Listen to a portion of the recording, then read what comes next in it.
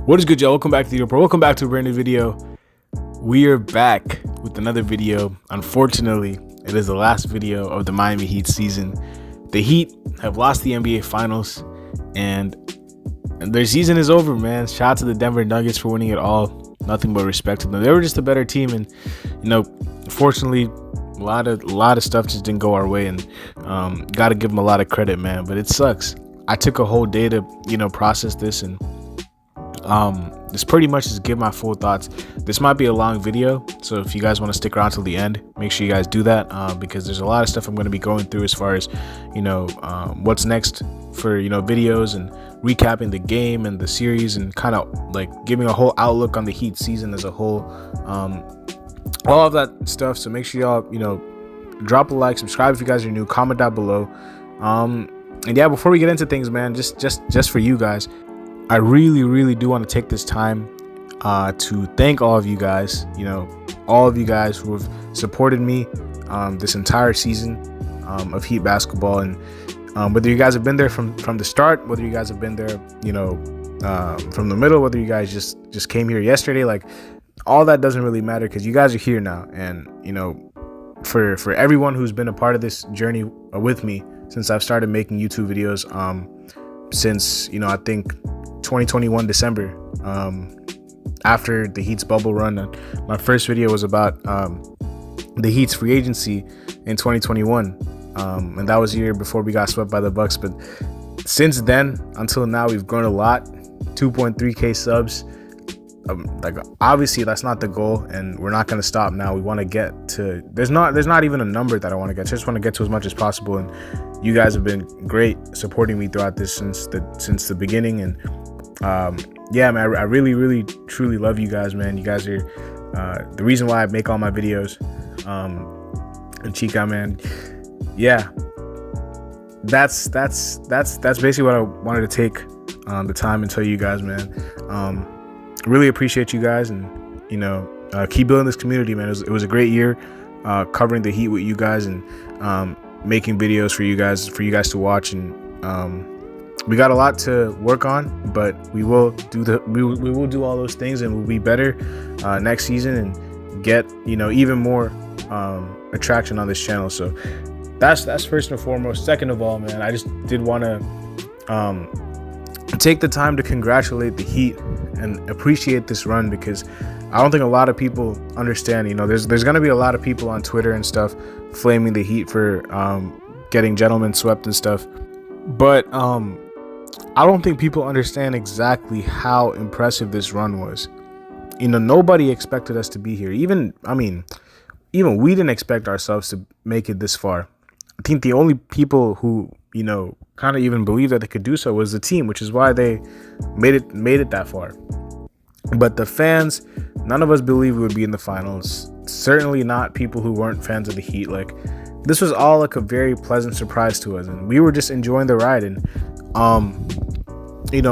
obviously emotions are high, and you're gonna have people saying this and this, and guys didn't play well, some guys played well, like some guys just didn't play well at all. Like, it happens, and a lot of people are gonna say a lot of things out of recency bias and stuff like that. But what I don't want people to do is discount how good of a run this was by the Heat.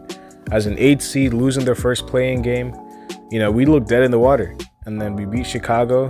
A lot of people thought we were gonna get absolutely washed by Milwaukee, and we beat them in 5. And after that, I think after that Milwaukee series, we started to believe that we could actually do something special. Like, the fans, the players already believed it, but until that Milwaukee series, I don't think a lot of people expected anything much from this team, and they showed out, man. And second finals appearance in 3 years. Obviously, you would have liked to have won it, but like, it was just not our time, man. It was just not our series, not our time. We just ran into a better team. It happens. We beat a lot of good teams to get here. The number 1 seed, the number 2 seed in the East, and unfortunately Denver was just a different breed, and they came out and they were not rattled. They had an extremely good coaching staff behind them. They had the best player in the league. They have a really good supporting cast. They just came out and they were just a more talented team, and they were just better than us.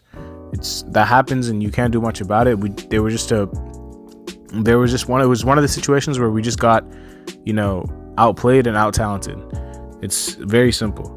They were just the better team, and we just ran into them at the wrong time. So, yeah, I mean, obviously we would have liked to, won that game, and that game was crazy, defensive oriented game, and I thought we had a really good chance of winning that game late, but they came back and hit a couple of big shots and got a couple of offensive rebounds and got some stops, and they deservedly won the series, man. So shout out to them.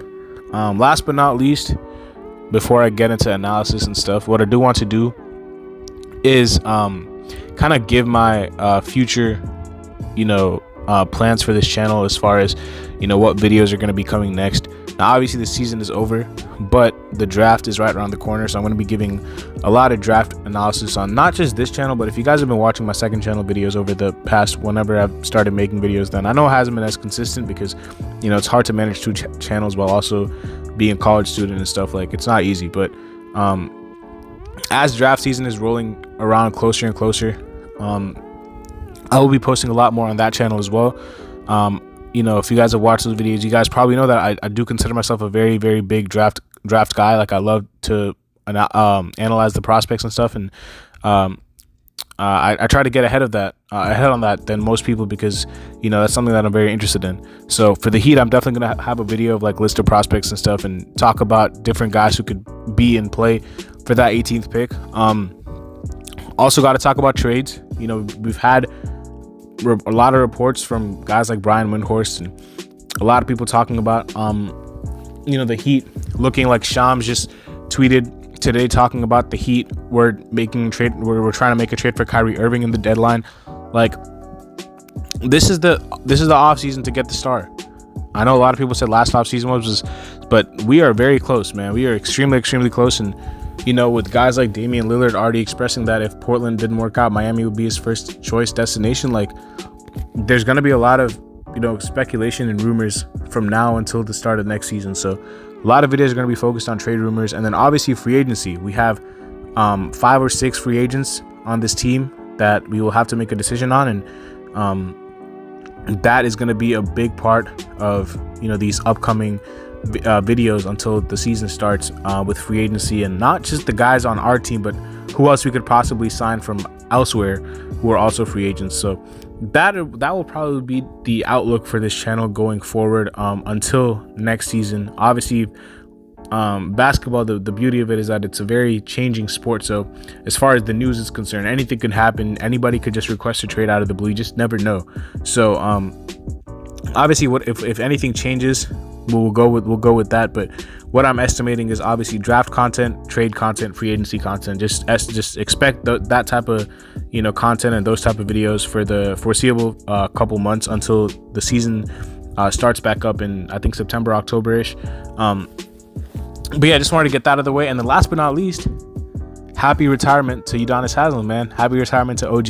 Now, obviously, a lot of people, we would have loved to see him retire with the ring and go out on top, but just didn't work out that way, and that's completely fine. He even talked about how he had no regrets, and he's, a lot of people clown on him, but only people who watch the Heat understand his value and what he brings to the table. He is the standard of the culture, man. He sets the culture. He's been the bearer of that ever since he was part of this team, and he's been a really, really impactful player on this team, both on and off the floor.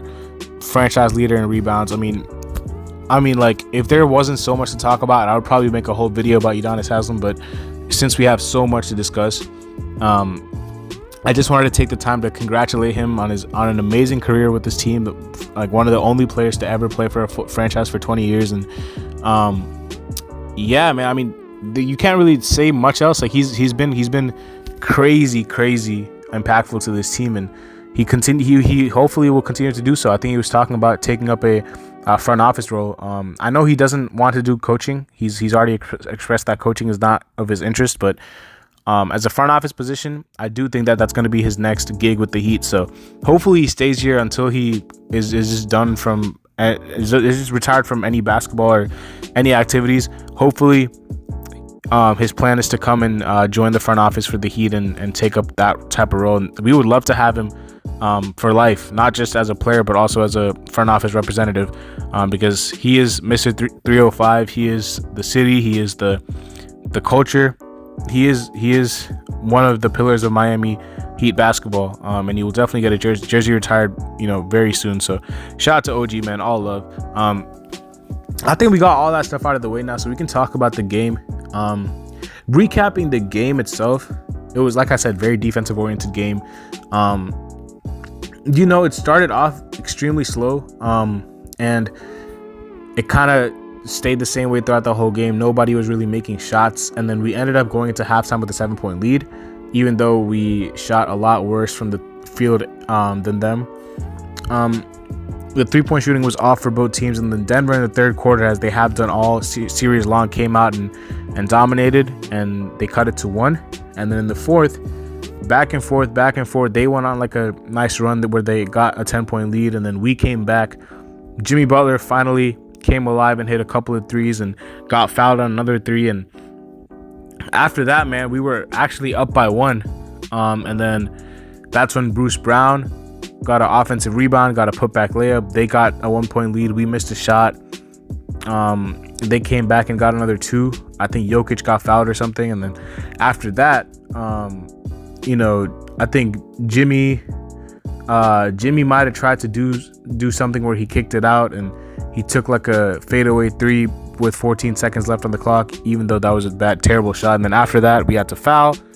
They made a free throw, and then he turned the ball over. Like, it was crazy. Like, I think the turnover was before that 3, but yeah. Basically, you get my point. It was disappointing, and it hurt, man. It hurt a lot. I'm not gonna lie, because I really did think we had a chance to win that game. And obviously Tyler Hero was back. He did not play. As expected, man. I didn't expect him to get that many minutes. I just thought he was gonna be like a last resort. If somebody gets hurt or something, you throw him out there. Like, he still talked about how he was like feeling pain in his hand. So I didn't think he was gonna play. So a lot of people were surprised by him not playing. I didn't expect that to happen. So I'm not really shocked that he didn't play, but he was active if we needed him. Some questionable decisions by Spo, including Cody Zeller starting the fourth quarter. I get you wanted to rest Bam, but all night we've been going with Haywood Highsmith, and he's been having impactful minutes, and then he decides to throw Cody Zeller, who had a -5 in the minutes that he had, and guess how many points we lost by? 5. So those 5 points could have been saved if Cody Zeller was not in the game. That's like my only bone to pick with Spo that whole game. Thought he coached a pretty good game in general. I just think the Cody Zeller thing is Spo is stubborn, man. You gotta admit that he's very good at his job, but he's also and I think this is one of the good things about him, is because he doesn't give guys a short leash. So if guys make mistakes, he allows them to make mistakes and try to redeem themselves. But I mean, Cody Zeller has been terrible like throughout the whole playoffs. Like, I don't really know how much you can defend this guy anymore. Like, he just hasn't been a positive in any single series, and he should have been able. I know he wants to trust his guy and show faith in him, but I mean, it just comes to a point where like you just got to see like that there's like no point of return from that. Like, he's just not a good player. But the big elephant in the room is Jimmy Butler, and I mean, it's tough with Jimmy, bro, because I don't think people are forgetting that Jimmy is the reason we're here. I know role players and everyone stepped up, and I know his scoring averages went down, but he's the reason we're here. He is the reason we're in this position. Now, obviously, this series he was not good. We just gotta put that plain and simply. He was just not good. Like, he just didn't have a good series. Now, his ankle did affect him.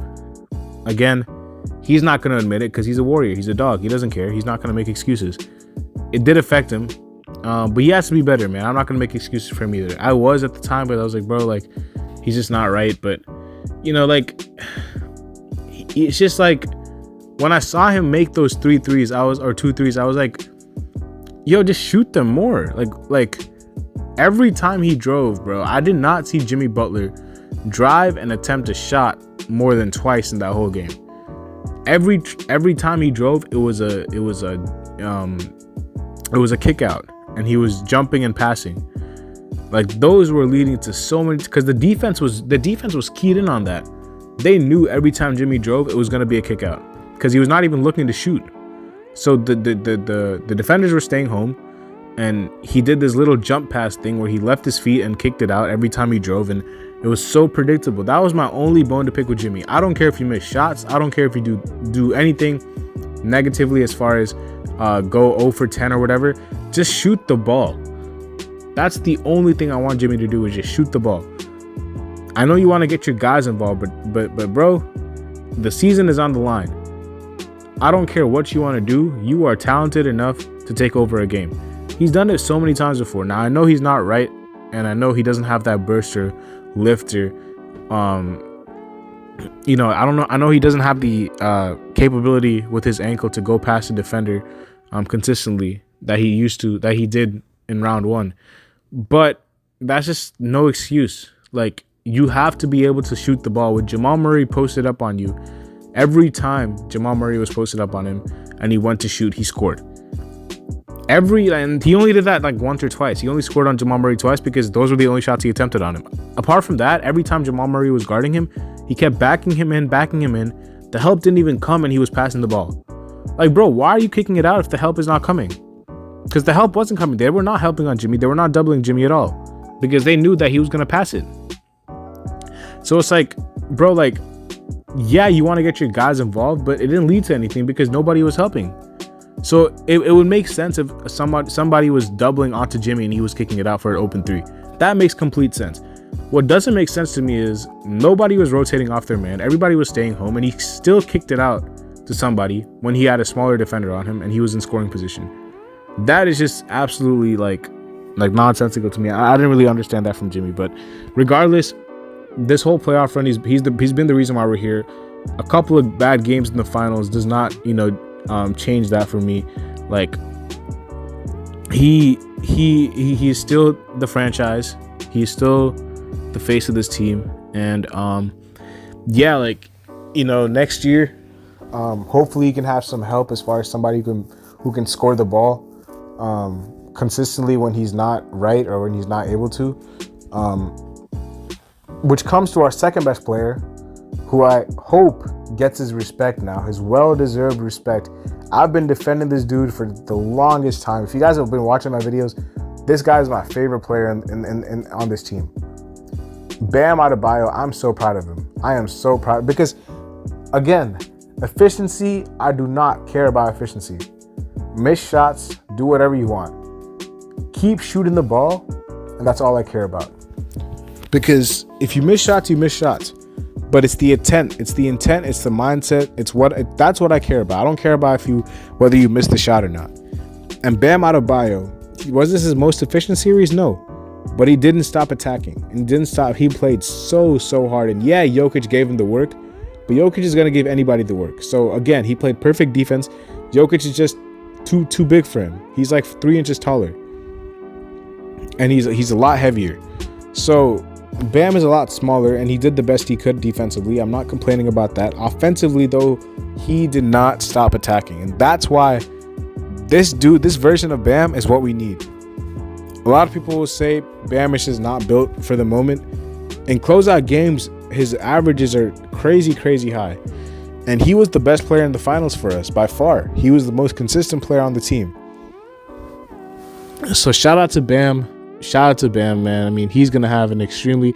And what I do want to work on in the offseason is, a lot of people are going to say work on your threes.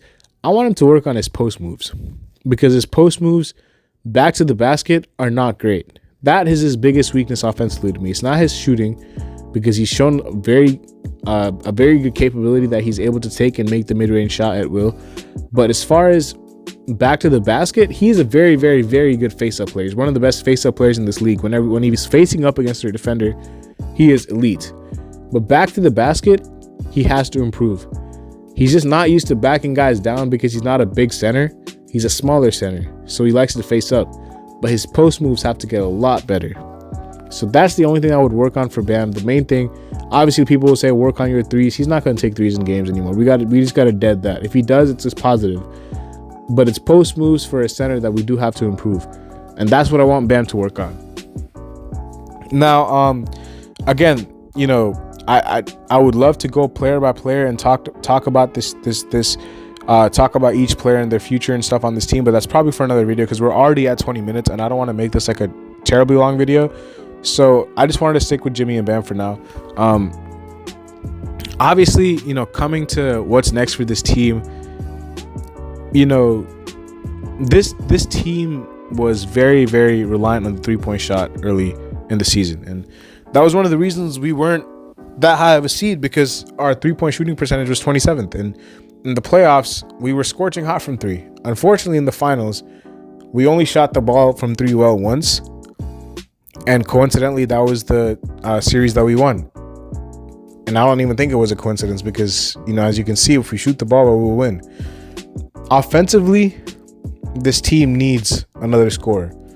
Now, whoever that is, whether that's a Beal, Lillard, Levine, it doesn't matter. They just need somebody who can take the pressure off of Jimmy and Bam. That's been the case for so long. I think they really did miss Tyler Hero, but I also think that this playoffs provided like necessary information that Tyler Hero can be traded for like a third star. He's not untouchable by any means. This team went to the finals without him, so I'm not saying we're better without Hero, but because we did miss him in the finals, his pull-up creation is something that we lack. Outside of Gabe Vincent and Jimmy Butler, like, nobody on this team is a pull-up threat besides Hero, and he is the most lethal pull-up threat on this team. So we need offense. We need a lot of offense. Like, I think our defense was fine. We held the Nuggets offense to a lot below. I mean, they're the number 1 offense in the NBA by far, and we held them to a very, very low margin, a point average. And same with Jokic's field goal percentage. We made them work, man. I'm not mad about our defense at all. I'm just disappointed in our offense because we just did not have anything besides, you know, guys shooting threes. And if they were making threes, they were making threes. And especially if Jimmy's not playing well, Bam, the only offense is going to be relying on threes, and Bam. So this team needs another scorer. Whoever that is, I'm not sure. We're going to have to see. But that is what I would go after. I would go after a scorer. If you keep your pick, you would want a scorer, like, you know, some guys off the top of my head, Nick Smith Jr., Jet Howard, people like that who are just bucket getters. And you need guys who are NBA ready. And guys like Nick Smith, guys like Jet Howard, a lot of these guys are NBA. Maxwell Lewis, who's like a 3-and-D player, like, these guys are NBA ready. Even like a Chris Murray, who's probably not going to be taken at 18, but he'll be taken a lot lower. He's a guy who's probably one of the most NBA ready players in this class. Jalen Hood-Schifino, if you want a point guard, like, there's guys at 18 who you can get. I'm not worried about that. I'm talking about as far as trading for someone or signing someone. You need scoring on this team, more scoring than what we have right now. And yeah, man, I mean, apart from that, not really sure there's much more that I really have on my list of things that I wanted to tell you guys. Again, man, you know, it was a great season.